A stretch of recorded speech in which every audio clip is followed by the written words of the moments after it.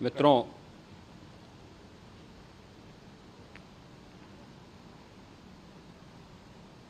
महाकुंभ प्रयागराज का आज मौनी अमावस्या का मुख्य स्नान है और कल सायंकाल 7 बजे से ही काफ़ी बड़ी संख्या में श्रद्धालुजन प्रयागराज पहुंच करके स्नान भी कर रहे थे और काफ़ी बड़ी संख्या में श्रद्धालुजन ब्रह्म मुहूर्त का भी इंतजार कर रहे थे। एक दुर्भाग्यपूर्ण हादसा इसी दौरान अखाड़ा मार्ग पर संगम के तट पर हुआ, जिसमें 90 से ज़्यादा लोग गंभीर रूप से या सामान्य रूप से घायल हुए। यह हादसा भारी भीड़ के द्वारा अखाड़ा मार्ग के बैरिकेडिंग्स को तोड़ने और उसके बाद उससे कूद करके जाने के कारण वहाँ पर हुआ है, जिसमें 30 के आसपास लोगों की दुखद मृत्यु हुई है। 36 घायलों का प्रयागराज में उपचार चल रहा है। शेष घायलों को उनके परिवार के सदस्य लेकर के चले गए हैं। घटना दुखद है,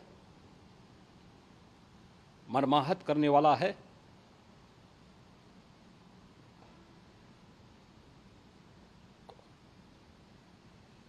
उन सभी परिजनों के प्रति हमारी पूरी संवेदना है। हम लोग रात्रि से ही लगातार प्रशासन के संपर्क में हैं। मेला प्राधिकरण, पुलिस प्रशासन, एनडीआरएफ, एसडीआरएफ,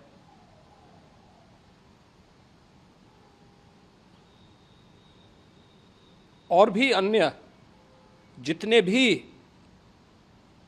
व्यवस्थाएं हो सकती थी उन सबको वहां पर तैनात किया गया है। परिणाम उसी का है कि हादसे के कुछ ही देर के बाद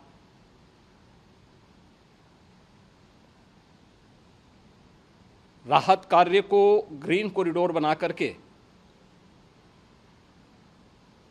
प्रशासन ने, पुलिस ने,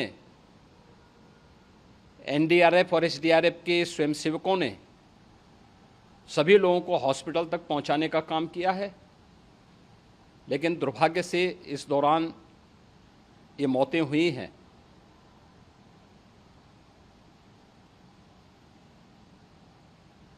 स्वाभाविक रूप से इन सब मुद्दों पर प्रश्न उठना स्वाभाविक भी है।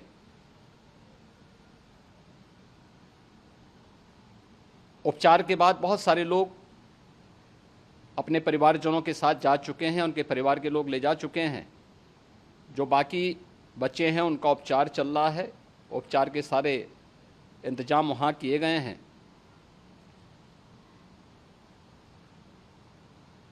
प्रेशर मौनी अमावस्या का ये मुख्य स्नान है महाकुंभ का, और बहुत ज़्यादा प्रेशर प्रयागराज में होने के कारण सभी प्रकार के मार्ग भी चौक थे। रात्रि से ही प्रशासन उन मार्गों को खुलवाने और स्थिति को सामान्य करने के लिए पूरी तत्परता के साथ लगा भी रहा।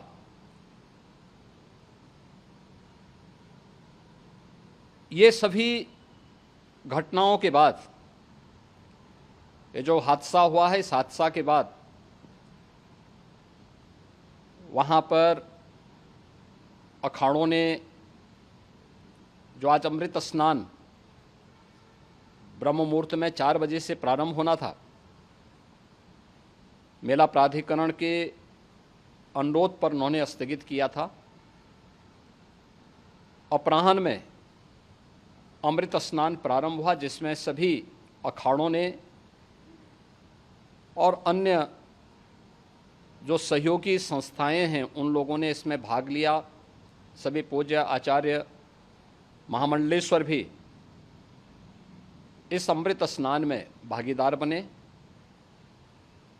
प्रयागराज में आज 8 करोड़ से अधिक लोगों का, श्रद्धालुओं का दबाव था। यद्यपि अगल बगल के जनपदों में मिर्जापुर, भदोई, प्रतापगढ़, फतेहपुर, कौशाम्बी, इन सभी जनपदों में भी होल्डिंग एरिया बना करके काफ़ी बड़े पैमाने पर श्रद्धालुओं जनों को रोका गया था, जिन्हें अमृत स्नान संपन्न होने के बाद, जब सभी अखाड़े स्नान संपन्न कर चुके हैं, उसके बाद अब वहाँ से रिलीज किया गया है। इतना भारी दबाव ये पहली बार वहाँ पर देखने को मिला था, और जिसके बारे में हम लोगों ने पूरे इंतजाम करने के प्रयास भी किए गए थे। रेलवे स्टेशनों पर, चाहे वह जोशी हो, चाहे वह प्रयागराज सिटी हो, प्रयागराज हो, फाफामऊ हो, उन सभी पर लगातार दबाव बना रहा। रेलवे ने भी इस दौरान वहाँ के दबाव को ध्यान में रखते हुए मेला स्पेशल चलाई। रूटीन और मेला स्पेशल को मिलाकर के लगभग 300 से अधिक ट्रेन रेलवे के द्वारा अब तक चलाई जा चुकी हैं, और जिससे श्रद्धालु जनों को उनके गंतव्य तक पहुंचाया जा सके। उत्तर प्रदेश परिवहन निगम ने भी अपनी 8000 से अधिक बसेज श्रद्धालु जनों को उनके गंतव्य तक पहुंचाने के लिए लगाया हुआ है, और जिससे उन सबको सुरक्षित उनके घरों तक पहुंचाया जा सके। दिन भर स्मूथली, बहुत ही सुगमता के साथ पूरा स्नान इसके बाद हुआ है, जिसमें पूज्य शंकराचार्य, आचार्य महामंडलेश्वर, वरिष्ठ संतजन और सभी अखाड़ों ने इसमें पूरा सहयोग भी किया और पूरे कार्यक्रम को सकुशल संपन्न करने में अपना योगदान भी दिया है।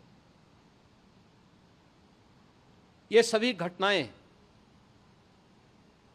मर्माहत करने वाली भी हैं और एक सबक भी है, लेकिन हादसे के तह में भी जाने की आवश्यकता है, और इसी दिशा से सरकार ने भी तय किया है कि हम इसकी एक जुडिशियल इंक्वायरी भी करेंगे, क्योंकि कई बार रिव्यू होने के बाद स्थानीय स्तर पर हर प्रकार की सतर्कता के बाद आखिर कहाँ से ऐसे हादसे फिर भी होते हैं और हुए हैं।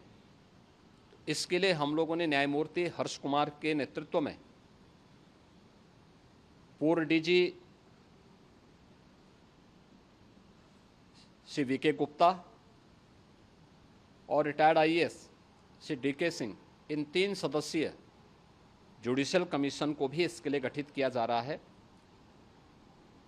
इन सभी अन्य कार्यों के साथ साथ हम लोगों ने वहाँ की पूरी घटना पर आज पूरे दिन भर एक एक घटना को लेकर के मुख्यमंत्री का जो कंट्रोल रूम था, उस कंट्रोल रूम से भी, चीफ सेक्रेटरी के कंट्रोल रूम से भी, डीजीपी के कंट्रोल रूम से भी लगातार इन चीज़ों की मॉनिटरिंग की जाती रही। दिन भर बैठक चली है और लगातार एक एक घटना को लेकर के वहाँ पर प्रशासन के साथ संवाद भी रहा है, विभिन्न अखाड़ों के साथ संवाद रहा है, अन्य संतों के साथ भी दिन भर हम लोग संवाद बनाते रहे हैं। प्रातःकाल से आदरणीय प्रधानमंत्री जी का, माननीय गृह मंत्री जी का, माननीय राष्ट्रीय अध्यक्ष जी का, अन्य तमाम केंद्रीय मंत्रियों का, माननीय रेल मंत्री जी का, प्रदेश की माननीय राज्यपाल महोदया का भी इस संबंध में बराबर आवश्यक दिशा निर्देश भी और मार्गदर्शन भी प्राप्त होता रहा। इसको लेकर के यहाँ पर सरकार ने उसे नीचे मजबूती के साथ उतारने का कार्य करने का प्रयास किया। घटना अत्यंत दुखद है। मृतकों के प्रति मेरी विनम्र श्रद्धांजलि है।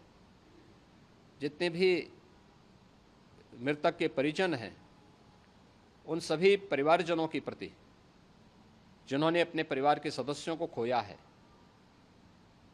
मेरी संवेदनाएं हैं। विनम्र श्रद्धांजलि उनके प्रति संवेदना मेरी है। और इस पूरी घटना की हम लोग न्यायिक जांच करवा करके इसकी तह में भी जाएंगे। इसके अलावा पुलिस के स्तर पर भी अलग से हम लोग इसके एक अलग से भी जांच करवाएंगे कि आखिर कहां पे ऐसे हादसे किन कारणों से हुए हैं, क्योंकि पहले से इस बारे में हम लोग हमारी रणनीति थी कि इतनी बड़ी संख्या में श्रद्धालु वहां पर आएंगे। मृतक के परिजनों के प्रति हम प्रदेश सरकार की तरफ से, जिन्होंने इस हादसे में अपने परिवार के सदस्यों को खोया है,